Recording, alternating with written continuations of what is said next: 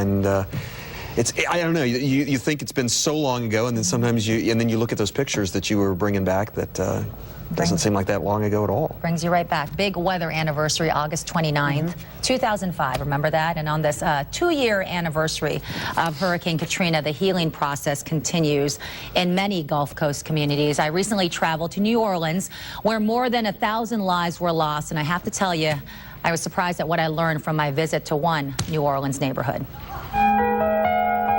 August 29th, 2005. You'd have a hard time finding a person in New Orleans who doesn't have a story from that day.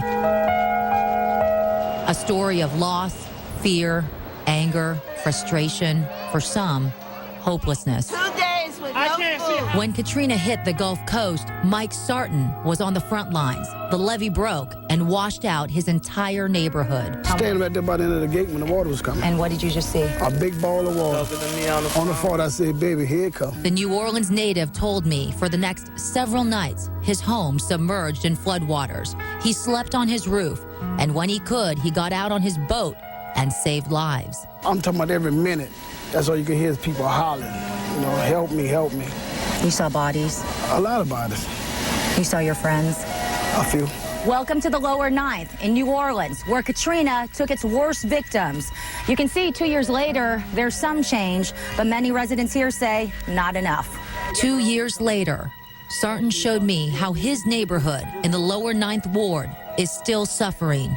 You walk around here in the lower 9th ward and it's just heartbreaking. It's like it happened 2 months ago. And you come down here and it's like nothing's really changed. It's trying to go back together. You know, it's slow, but I guess it's a process with the money. Piles of debris, wrecked and abandoned homes, still a common sight. It seems like they ought to do something, you know, get the people some type of money or something so they ain't getting no road home, no nothing yet. City officials will tell you New Orleans is making a comeback. But here in the lower 9th ward, residents say half their community is gone, and most of them will never come back. They're in the east, they moved to the east. And over here you have Miss Karen. She always stayed to herself. It's all we ever know, born and raised. And that's why some residents like Sarton and his other half Barbara stay here. Little by little, they've rebuilt their home that was destroyed by Katrina. I thought I was going to be down here by myself. So this is hope for you. Oh, I'm satisfied. But as for the rest of Roman Street, like many other locations in the Big Easy, things are still tough. No longer waiting for the government to save them. They're way too slow. House by house, the residents who are left are saving themselves. Our mind made up. We stand. Another storm comes, we're going to leave and we're going to come back. I was there for such a short time, but there's so many stories to tell. And when I was in that neighborhood in the lower 9th ward, I have to emphasize the people that I saw working and rebuilding were the people from the lower 9th ward.